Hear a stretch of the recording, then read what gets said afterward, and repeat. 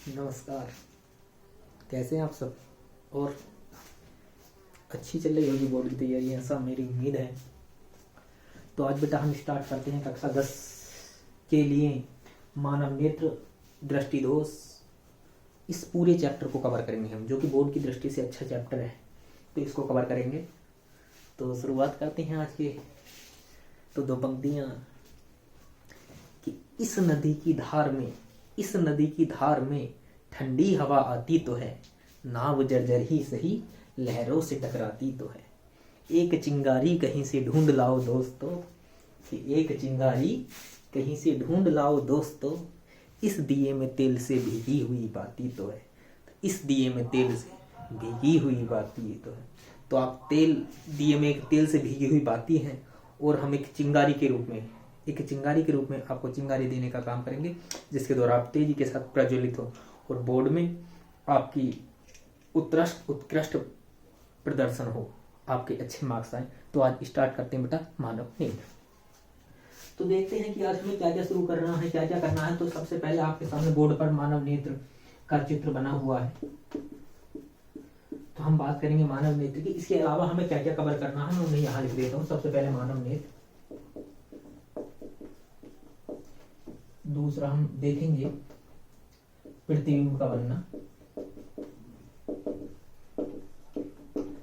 तीसरा हम देखेंगे दृष्टि दोष।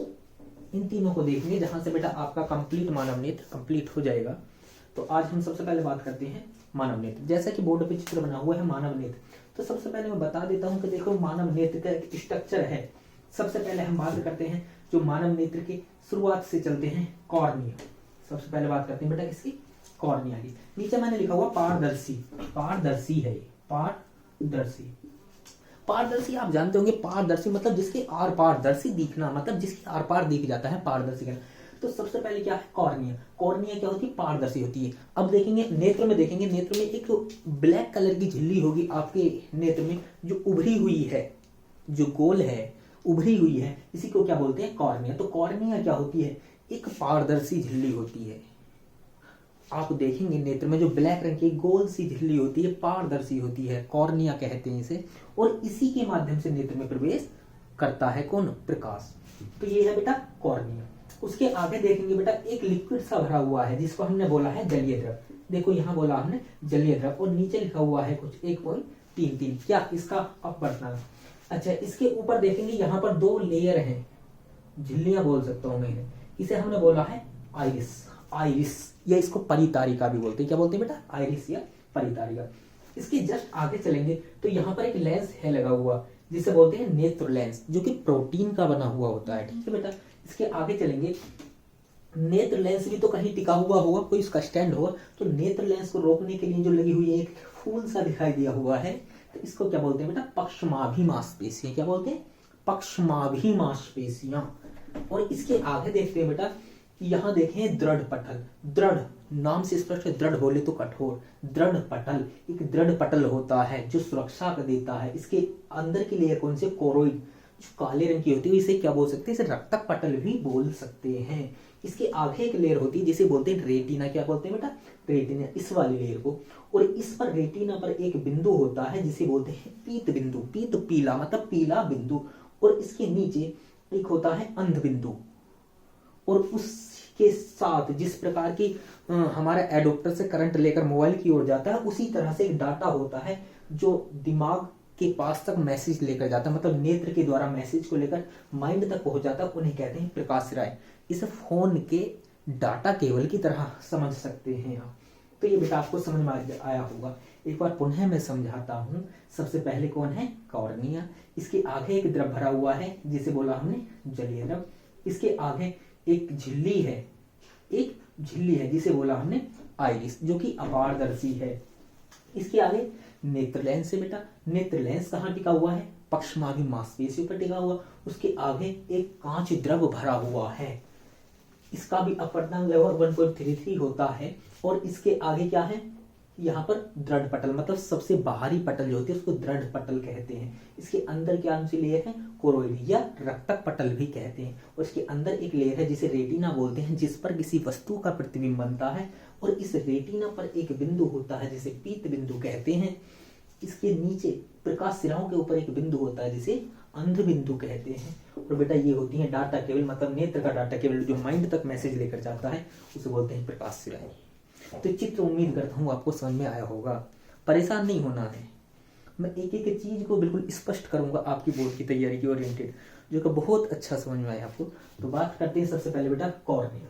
अब कॉर्निया की बात करते हैं। देखो बेटा, मैंने अभी जैसा कि बताया कि हमारे नेत्र पर देखो काले रंग की एक झिल्ली होती है। मेरे कैमरे में देखो, मेरी ओर देखो, तो यहाँ नेत्र पर एक काली सी झिल्ली होती है जो कि पारदर्शी। तो कॉर्निया क्या होती है, नेत्र लेंस, नेत्र की एक काले रंग की झिल्ली होती है जो कि पारदर्शक होती है और जिसके माध्यम से प्रकाश नेत्र के अंदर प्रवेश पाता है, कॉर्निया कहलाती है। तो आप हेडिंग डालेंगे कॉर्निया, और कॉर्निया में लिखेंगे ये एक पारदर्शी झिल्ली होती है जो कि काले रंग की होती है और इसी के माध्यम से प्रकाश नेत्र के अंदर प्रवेश पाता है। इतना लिखना है। अगला सेकंड हेडिंग हम डालेंगे, इसके बाद ये आता है बेटा आइरिस। क्या आता है, आइरिस या परितारिका। तो आइरिस या परितारिका यह क्या होती है, एक अपारदर्शी, एक अपार देखो पारदर्शी मतलब पार दिखता, अपारदर्शी मतलब जिसमें पार नहीं दिखता। तो ये क्या होती है, एक अपारदर्शी झिल्ली होती है जो कैमरे के डायफ्राम की भांति व्यवहार करती है। किसकी, कैमरे के डायफ्राम की भांति, आइरिस। और ये इसे और क्या बोलते हैं, इसे परितारिका बोलते हैं, परितारिका।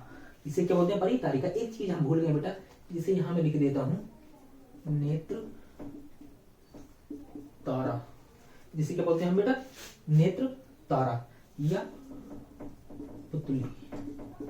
इसको हम क्या बोलते हैं, पुतली या नेत्र तारा बोलते हैं। इसका बीच वाला भाग जो है, अब देखो आइरिस के बीच में छोटा सा छिद्र है, आइरिस के बीच में एक छोटा सा, मतलब जो ये दोनों लेयर हैं इसके बीच में एक छोटा सा छिद्र है, जिसे बोला हमने नेत्र तारा। अब नेत्र तारा या पुतली क्या होता है, आइरिस के बीच का भाग होता है, एक छिद्र होता है। जैसे ही प्रकाश तेज आता है, तेज प्रकाश आता है तो इस छिद्र का आकार आइरिस के द्वारा कम हो जाता है और प्रकाश कम आता है तो इसका आकार बढ़ जाता है। तो पुतली क्या है, पुतली आइरिस के बीच का एक छोटा सा छिद्र भाग है जिसके माध्यम से प्रकाश नेत्र के अंदर प्रवेश पाता है। और क्या होता है, पुतली की एक विशेषता होती है कि तेज प्रकाश मतलब तेज प्रकाश में इसका आकार छोटा हो जाता है और कम प्रकाश में इसका आकार बढ़ जाता है। अर्थात ये नेत्र के अंदर प्रकाश की सीमित मात्रा ही अंदर तक जाने देता है। बात समझ में आ गया। अब देखो आइरिस और कॉर्निया के बीच एक लिक्विड भरा होता है जिसे बोलते हैं जलीय द्रव। और इसका आकार, इसका जो स्वाद होता है नमकीन होता है। आप सब रोए होंगे, बचपन में सब रोते हैं, सब रोते हैं, अक्सर अब भी रोते होंगे, कोई ना कोई कारण हुआ रोते होंगे, है ना। तो जो जलीय द्रव होता है, आप जब रोते होंगे और रोते हुए आंख से पानी निकलता मुंह में जाता तो उसका स्वाद देखा होगा, सबने देखा होगा, मैंने भी देखा है। तो ये क्या होता है, जलीय द्रव, नमकीन स्वाद होता है। इसका अपर्तनांक कितना होता है बेटा, 1.33।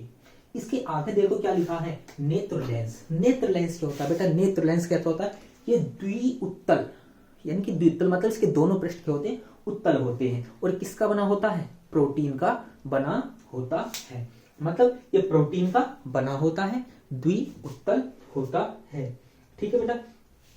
इसकी एक विशेषता और होती है कि इसके जो पिछला भाग होता है, इसका जो पिछला भाग होता है उसकी वक्रता त्रिज्या क्या होती है, पिछले भाग की वक्रता त्रिज्या कम होती है और अगले भाग की वक्रता त्रिज्या अधिक होती है। नेत्र लेंस के याद रखेंगे, पिछले भाग की वक्रता त्रिज्या कम और अगले भाग की वक्रता त्रिज्या अधिक होती है, ऐसा आप ध्यान रखेंगे।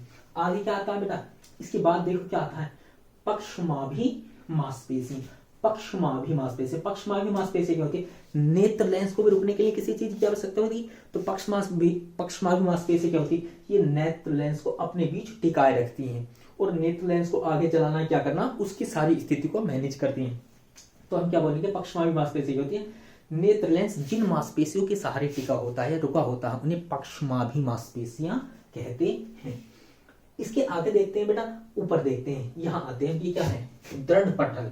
दृढ़ पटल, देखो नाम से स्पष्ट है, दृढ़ पटल, दृढ़ बोले तो कठोर, दृढ़ पटल क्या होता है, ये इसे मैं बोलूं तो ये पूरे नेत्र का सुरक्षा कवच होता है। क्या होता है बेटा, सुरक्षा कवच, मतलब जो अंदर के सभी ऑर्गन्स को सिक्योरिटी देता है, सिक्योरिटी प्रोवाइड करता है, मतलब इनको सुरक्षा प्रदान करता है, मतलब इनको कोई भी कहीं से कोई चोट ना लगे, क्षति ना पहुंचे, ऐसा सुरक्षा कवच यानी कि दृढ़ पटल देता है। और इसका व्यास कितना होता है, 25 मिलीमीटर, 25 mm। और ये कैसा होता है, श्वेत और अपारदर्शी होता है। देखा होगा ना, देखो ध्यान से, आंख में श्वेत झिल्ली से, ये क्या होती है, अपारदर्शी। और इसका व्यास कितना है, 25 मिलीमीटर। इसके अंदर एक झिल्ली होती है जिसे हम बोलते हैं बेटा, क्या बोलते हैं, कोरोइड, जिसे क्या बोलते हैं, कोरोइड। ये क्या होती है, काले रंग की झिल्ली होती है, काले रंग की झिल्ली होती है, जिसे रक्तक पटल भी कहते हैं। और इसका काम क्या होता है, नेत्र के अंदर जो एक्स्ट्रा प्रकाश चला जाता है, जो नेत्र के अंदर एक्स्ट्रा प्रकाश गया, उसको क्या करता है, अवशोषित करने का काम करता है। इसके नीचे देखते हैं, एक अंदर झिल्ली होती है रेटिना, जिसके बोलते हैं रेटिना। रेटिना का काम क्या होता है, किसी भी वस्तु का जो प्रतिबिंब बनता है वो रेटिना पर बनता है। किसी भी वस्तु का प्रतिबिंब रेटिना पर बनता है, तभी वो वस्तु हमें दिखाई देती है। और रेटिना पर भी बेटा 2 बिंदु होते हैं। पहला क्या होता है, पीत बिंदु, पीत बोले तो पीला, तो पीत बिंदु। पीत बिंदु क्या होता है, यदि किसी वस्तु का प्रतिबिंब रेटिना पर बन जाता है, यदि किसी वस्तु का प्रतिबिंब रेटिना के पीत बिंदु पर बनता है, तो वस्तु सबसे अधिक स्पष्ट दिखते हैं। मतलब पीत बिंदु पर किसी वस्तु का यदि प्रतिबिंब बनता है तो उसकी सुग्राह्यता सबसे अधिक होती है, मतलब सबसे स्पष्ट दिखाई देती है। और उसके नीचे एक बिंदु है अंध बिंदु, जो कि प्रकाश सिराओं के ऊपर है। इस अंध बिंदु की विशेषता होती है कि यदि इस पर किसी वस्तु का प्रतिबिंब बन जाता है तो वस्तु हमें दिखाई नहीं देती, ऐसा होता है अंध बिंदु। और लास्ट में आती है हमारी क्या, पक्षमाभि मांसपेशी। जैसा कि मैंने बताया कि जैसे चार्जर का डाटा केबल होता है, वो करंट लेकर मोबाइल तक जाता है, उसी तरह से मतलब ये जो हमारी नेत्र ने जो भी मैसेज को रीड किया है, उसके मैसेज को लेकर माइंड तक पहुंच जाती है कौन, प्रकाश सिराएं। और एक अंदर भरा हुआ है कांचा द्रव, तो एक अंदर एक और लिक्विड होता है जिसे कांच द्रव कहते हैं। बात समझ में आ गई होगी। एक बार फास्टली बेटा आप सभी को रिवाइज करा देता हूँ, ध्यान से देखेंगे। पहला, कॉर्निया क्या होता है, काले रंग की पारदर्शी झिल्ली होती है, जिसके माध्यम से प्रकाश नेत्र के अंदर प्रवेश पाता है। अंदर क्या चलते हैं, उसके अंदर क्या आ गया, आइरिस। आइरिस या परितारिका क्या होती है, काले रंग की होती है, अपारदर्शी झिल्ली होती है। बात समझ में आ गई, ये वाली बात जो कैमरे के डायफ्राम की भांति कार्य करती है। इसके बीच में छिद्र होता है जिसे क्या बोलते हैं, नेत्र तारा या पुतली कहते हैं। और पुतली की विशेषता होती है कि अधिक प्रकाश में अपना इसका आकार कम हो जाता है और कम प्रकाश में इसका आकार बढ़ जाता है, मतलब नेत्र के अंदर सीमित मात्रा जाती है किसकी, प्रकाश की। इसके आगे देखते हैं, इसके आगे क्या है, नेत्र लेंस क्या होता है, प्रोटीन का बना होता है, प्रोटीन का बना होता है।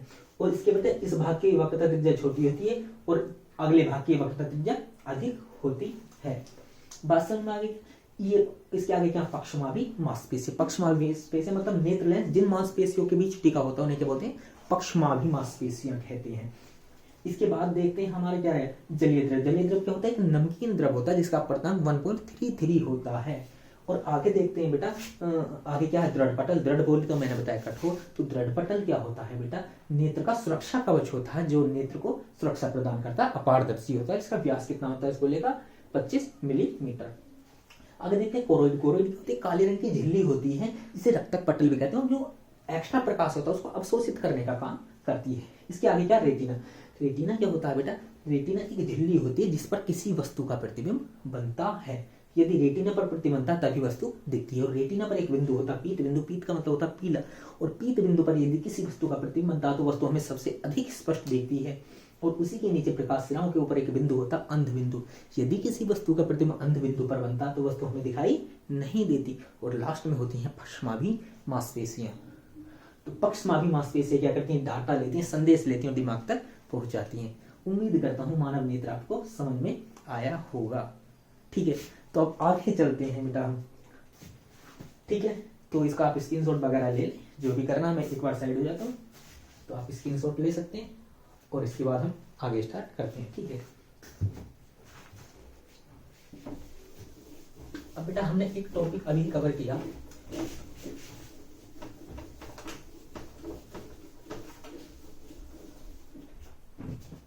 मानव नेत्र। अब हम बात करते हैं प्रतिबिंब का बनना। क्या बात करते हैं, प्रतिबिंब का बनना। अब मानव नेत्र में प्रतिबिंब का क्या कैसे बनता है, तो देखो मैं मान लेता हूं ये है मानव नेत्र।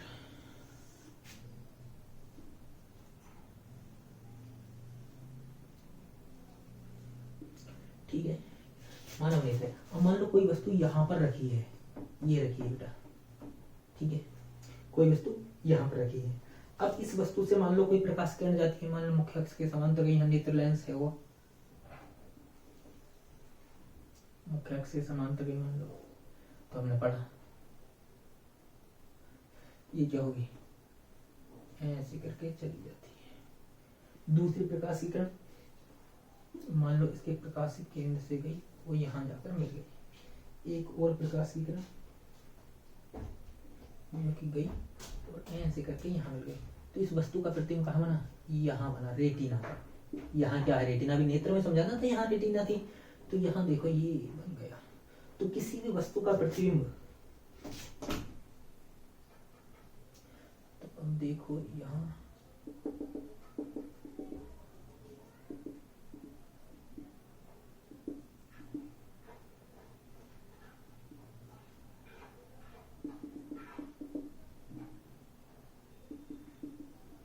ठीक है, तो ये बने किसी वस्तु का प्रतिबिंब। देखो ध्यान से देखेंगे, मानव नेत्र द्वारा, मान लो वस्तु यहाँ क्या है, सीधी है, ऐसे मान लो ये है साहब, इसे गोलू मान लेते हैं। यहाँ देखो गोलू उल्टा दिखता है, ठीक है, बात समझ में आ गई क्या। तो यहाँ से देखो कोई वस्तु सीधी रखी है, इससे एक प्रकाश की किरण गई, देखो जो कि समांतर गई और ये चली गई, दूसरी प्रकाश की किरण से गई, ये चली गई। इन ये जहां मिलती है वहीं किसी वस्तु का प्रतिबिंब बनता है। तो ध्यान से देखेंगे बेटा, यहाँ गोलू का मुंह ऊपर को और यहाँ गोलू उल्टा हो गया है, बात समझ में आ गई क्या। तो मानव नेत्र द्वारा किसी भी वस्तु का कैसा प्रतिबिंब बनता है, उल्टा प्रतिबिंब बनता है। मतलब नेत्र के अंदर किसी भी वस्तु का प्रतिबिंब उल्टा बनता है। मैं सीधा पढ़ा रहा हूं, लेकिन आपके नेत्र के अंदर जो इमेज बन रही है वो उल्टी बन रही है, लेकिन माइंड उसको सीधा रीड करता है, बात समझ में। तो किसी भी वस्तु का मानव नेत्र के अंदर जो प्रतिबिंब बनता है रेटिना पर, वो सदैव उल्टा बनता है, बात समझ में आ गई क्या। ठीक है बेटा, आगे देखते हैं नेत्र, मानव नेत्र की समंजन क्षमता। क्या देखते हैं बेटा, समंजन क्षमता। तो समंजन क्षमता क्या होती है, देखो समंजन क्षमता क्या होती है, मतलब मांसपेशियों द्वारा नेत्र लेंस, मतलब मांसपेशियों के द्वारा नेत्र लेंस की फोकस दूरी परिवर्तित करने की क्षमता। मतलब आवश्यकता अनुसार कैसी फोकस दूरी सेट करके हम नेत्र लेंस की फोकस दूरी को समाहित या समायोजित या सही से व्यवस्थित करने की जो क्षमता होती है, नेत्र की समंजन क्षमता कहलाती है। मतलब आवश्यकता अनुसार नेत्र लेंस की फोकस दूरी कैसी होनी चाहिए जिससे वस्तु का स्पष्ट प्रतिबिंब बने, तो वो क्या कहलाती है, नेत्र की समंजन क्षमता कहलाती है। ठीक है, बात समझ आ गई क्या। मानव नेत्र की मांसपेशियों द्वारा नेत्र लेंस की फोकस दूरी को समाहित या आवश्यकता अनुसार व्यवस्थित करने की जो क्षमता होती है, वो मानव नेत्र की समंजन क्षमता कहलाती है। आवश्यकता अनुसार मतलब फोकस दूरी कैसी होनी चाहिए, तो उसी को जो सेट करने की व्यवस्था है या जो क्षमता है, वो नेत्र की समंजन क्षमता कहलाती है। ऐसा आप याद रखना है। अब देखते हैं बेटा अगला जो बिंदु क्या है, स्पष्ट दृष्टि की, स्पष्ट दृष्टि की न्यूनतम दूरी। क्या बेटा, स्पष्ट दृष्टि की न्यूनतम दूरी। स्पष्ट दृष्टि की न्यूनतम दूरी क्या होती है, मतलब वह न्यूनतम दूरी, देखो नाम क्या, न्यूनतम, तो वह न्यूनतम दूरी जिसे मानव नेत्र अधिकतम समंजन क्षमता लगाकर, क्या बोला मैंने, वह दूरी जिसे मानव नेत्र, वह न्यूनतम दूरी जिसे मानव नेत्र अधिकतम समंजन क्षमता लगा के स्पष्ट रूप से देख सकते हैं। मतलब अधिकतम समंजन क्षमता लगाने के बाद जहां तक स्पष्ट देख लेते हैं उसे क्या बोलते हैं, न्यूनतम दूरी या स्पष्ट दृष्टि की न्यूनतम दूरी कहते हैं। दोबारा से सुनेंगे, वह न्यूनतम दूरी जिसे मानव नेत्र अधिकतम समंजन क्षमता लगाकर स्पष्ट रूप से देख लेते हैं या देख पाते हैं, स्पष्ट दृष्टि की न्यूनतम दूरी कहलाती है। और बेटा होती कितनी है, एक स्वस्थ नेत्र के लिए, एक स्वस्थ मानव के लिए, एक स्वस्थ नेत्र के लिए इसकी जो दूरी होती है वो 25 सेंटीमीटर होती है। बात समझ आ गई। और अब देखते हैं दूर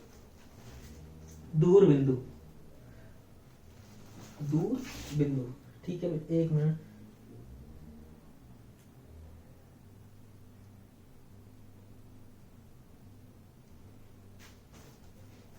आगे देखते हैं बेटा क्या, दूर बिंदु। तो दूर बिंदु क्या होता है, वह अधिकतम दूरी पर स्थित बिंदु। क्या बोला हमने, वह अधिकतम दूरी पर स्थित बिंदु, वह अधिकतम दूरी पर स्थित बिंदु जिसे मानव नेत्र बिना समंजन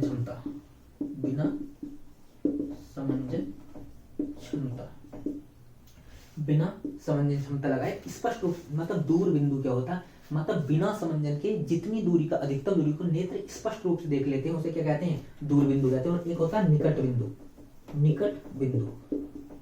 निकट बिंदु क्या होता है बेटा, अधिकतम समंजन क्षमता लगाकर, यानी कि अधिकतम समंजन क्षमता के लगाकर जिस बिंदु को स्पष्ट रूप से देख पाते हैं उसे क्या कहते हैं, निकट बिंदु कहते हैं। यहाँ आपको थोड़ा सा एक बात आ रही होगी कि स्पष्ट दृष्टि की न्यूनतम दूरी क्या होती है और दूर बिंदु और निकट बिंदु। तो स्पष्ट दृष्टि की न्यूनतम दूरी बेटा वो होती है जिसे मानव नेत्र, मतलब वह न्यूनतम दूरी, यानी कि वह न्यूनतम दूरी जिस पर रखी हुई किसी वस्तु, वह न्यूनतम दूरी जिस पर रखी हुई किसी वस्तु की को मानव नेत्र स्पष्ट रूप से देख पाते हैं। दोबारा से सुन लेंगे बेटा, न्यूनतम दूरी है जिस पर हम किसी वस्तु को स्पष्ट रूप से देख लेते हैं, न्यूनतम दूरी या स्पष्ट दृष्टि की न्यूनतम दूरी कहलाती है। बात समझ में आई क्या? दोबारा से समझें, स्पष्ट दृष्टि की न्यूनतम दूरी वह न्यूनतम दूरी जिस पर रखी किसी वस्तु को मानव नेत्र आसानी से स्पष्ट देख लेते हैं, न्यूनतम दूरी या स्पष्ट दृष्टि की न्यूनतम दूरी कहलाती है। स्वस्थ मानव के लिए 25 सेंटीमीटर। एक होता है दूर बिंदु मतलब बिना समंजन क्षमता लगाए, यानी कि दूर बिंदु क्या है, बिना समंजन क्षमता लगाए अधिकतम दूरी को जहां तक स्पष्ट देख लेते हैं दूर बिंदु कहलाता है। और निकट बिंदु मतलब अधिकतम समंजन क्षमता लगाकर हमारे नेत्र जिस कम से कम दूरी को स्पष्ट देख लेते हैं वो हमारा निकट बिंदु कहलाता है। तो बात समझ में आ गई क्या? स्पष्ट दृष्टि की न्यूनतम दूरी, दूर बिंदु और निकट बिंदु।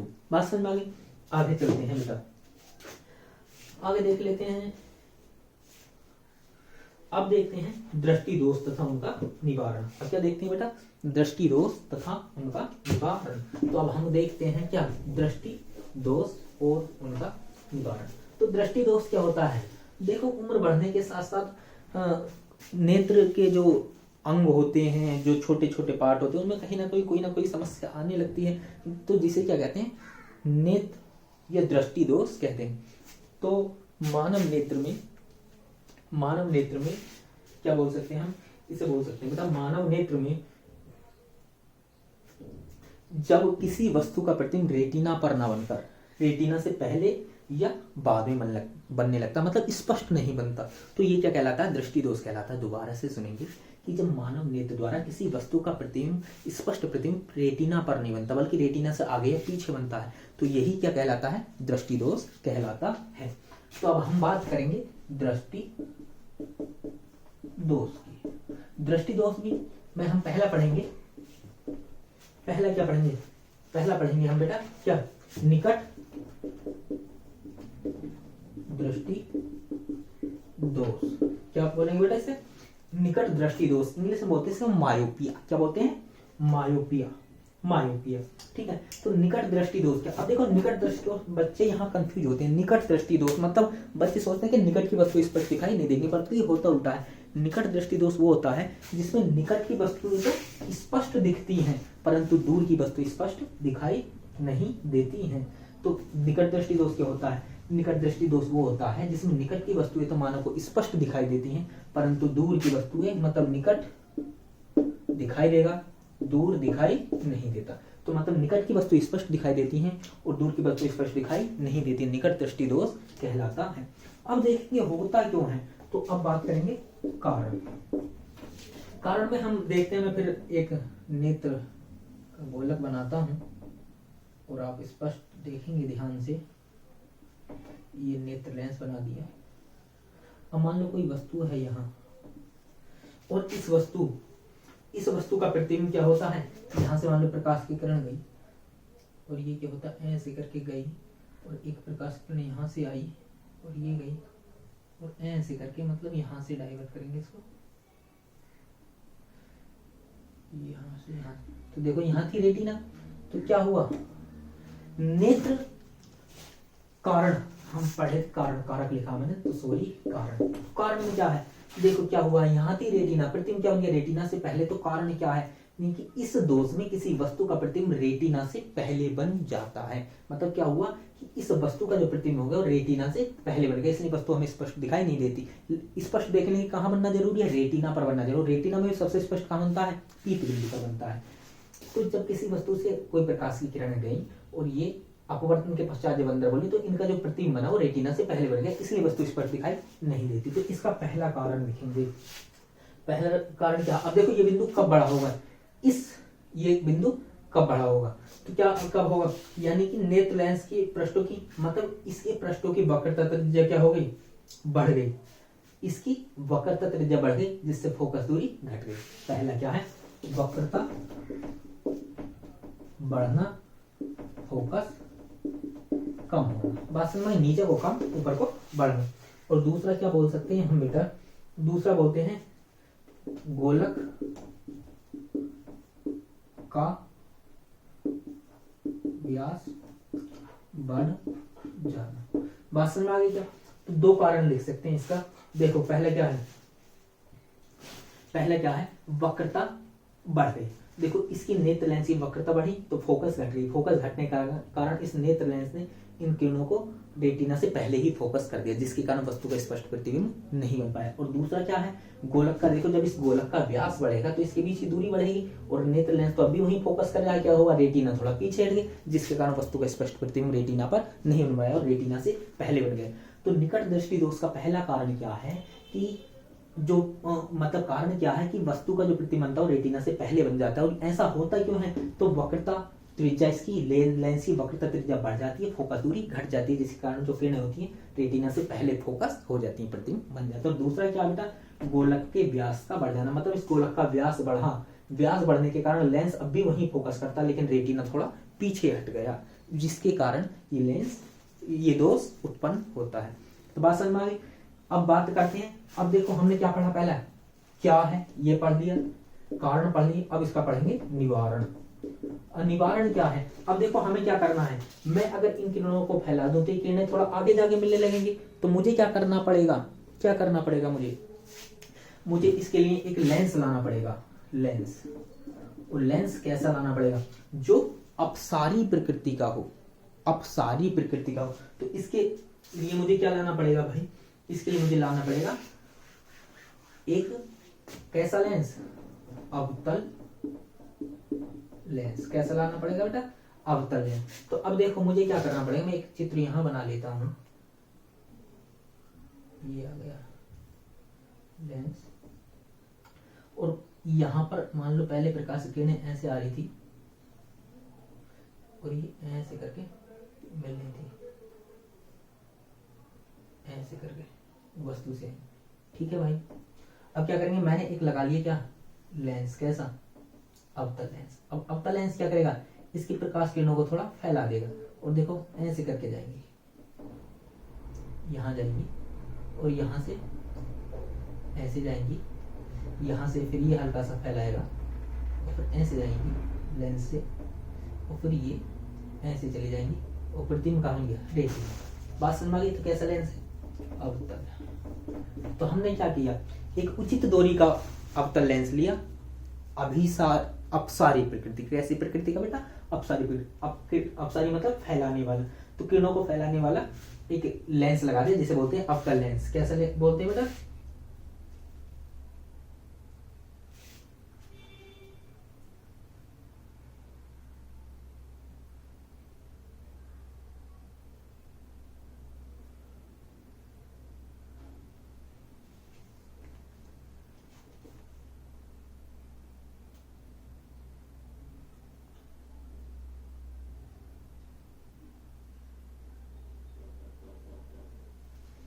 तो क्या देखते हैं बेटा?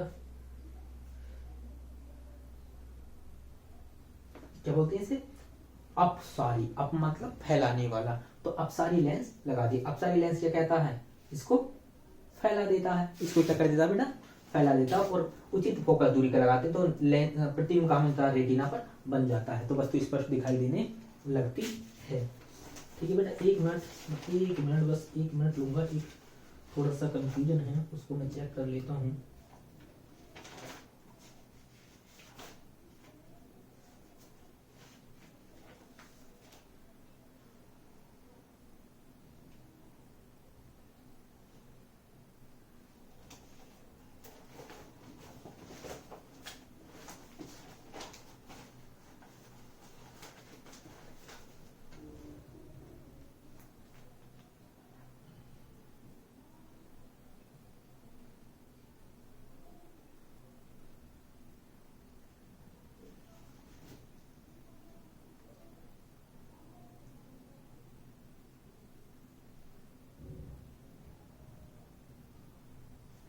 ठीक है बेटा।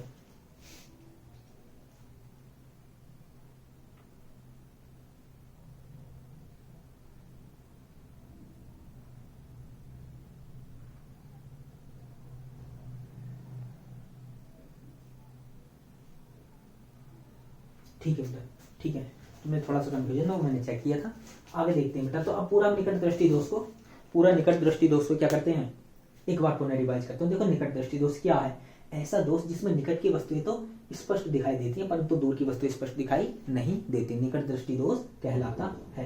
कारण क्या होता है कि जो नेत्र लेंस के द्वारा जो होता है वस्तु का प्रतिबिंब रेटिना से पहले बन जाता है। इस प्रतिबिंब बनने के कारण क्या है, पहला वक्रता त्रिज्या बढ़ जाती है, किसी नेत्र लेंस की वक्रता त्रिज्या का बढ़ जाना जिसके कारण फोकस का घट जाना। दूसरा क्या है, गोलक के व्यास का बढ़ जाना जिसके कारण प्रतिबिंब रेटिना से पहले बन जाता है। इसका निवारण कैसे करेंगे, निवारण के लिए देखो बेटा, उचित फोकस दूरी के अवतल लेंस कैसी प्रकृति का होता है, अपसारी प्रकृति के लेंस का प्रयोग किया जाता है। देखो मैंने यहाँ पर क्या किया, अवतल लेंस लगाया, इसने प्रकाश किरणों को थोड़ा सा फैला दिया और क्या हुआ, प्रतिबिंब रेटिना पर बन गया। बात समझ में आ गई। दूसरा देखते हैं हम बेटा, दूसरा क्या देखते हैं, दूसरा देखते हैं अब दूरदृष्टि दोष। कौन सा देखते हैं बेटा, दूरदृष्टि दोष। तो बात करते हैं हम दूरदृष्टि दोष की। दूरदृष्टि दोष, अब देखो यहाँ क्या होता है, बिल्कुल उसके अपोजिट चीजें याद रखनी है। देखो ये क्या है, नेत्र गोलक, ये ठीक है जी, ये बन गया लेंस।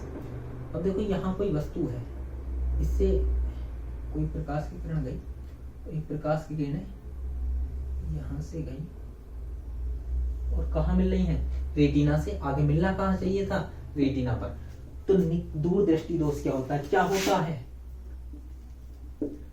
दूर की वस्तुएं तो दिखती हैं, पास की वस्तुएं नहीं दिखती। तो दूरदृष्टि दोष क्या होता है, ऐसा दृष्टि दोष जिसमें दूर की वस्तुएं तो स्पष्ट दिखाई देती हैं परंतु पास की वस्तुएं स्पष्ट दिखाई नहीं देती, दूरदृष्टि दोष कहलाता है। क्या समझ आया, दूरदृष्टि दोष ऐसा दोष जिसमें दूर की वस्तुएं से स्पष्ट दिखाई देती हैं परंतु पास की वस्तुएं स्पष्ट दिखाई नहीं देती, दूरदृष्टि दोष कहलाता है। कारण क्या होता है, जो वस्तु का प्रतिबिंब होता है रेटिना से आगे बनता है, रेटिना के आगे जाकर बनता है। अब देखते हैं कारण, कारण क्या है, देखो बेटा वहां क्या था, वक्रता त्रिज्या, यहाँ क्या होगी, घटेगी जिससे फोकस बढ़ जाती है। दूसरा कारण क्या है, नेत्र गोलक व्यास का कम हो जाना।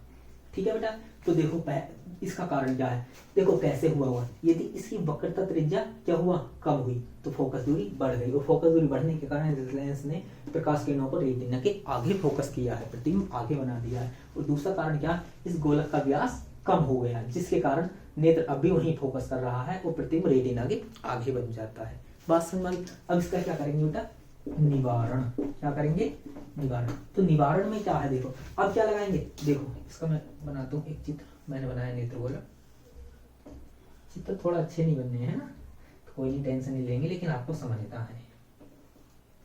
यहाँ पर देखो बेटा, अब मान लो यहाँ कोई वस्तु है, ये थी, इससे कोई प्रकाश की किरण गई थी, प्रतिबिंब कहाँ बनता था, आगे बनता था। अब क्या करना है, ऐसा करना मत, इन किरणों को कहीं पीछे लाना है। तो हम क्या करेंगे, यहाँ एक लगा लेंगे बेटा, कैसा, उत्तल लेंस। क्या लगाएंगे, उत्तल लेंस। और उत्तल लेंस लगाया तो प्रकाश किरणों को थोड़ा सिकोड़ देगा, ये सिकोड़ देगा। और देखो भी यहाँ से जब प्रकाश की किरणें गई और इन्होंने डाइवर्ट किया और प्रतिबिंब कहाँ बनने लगा, रेटिना पर, ये बन गया।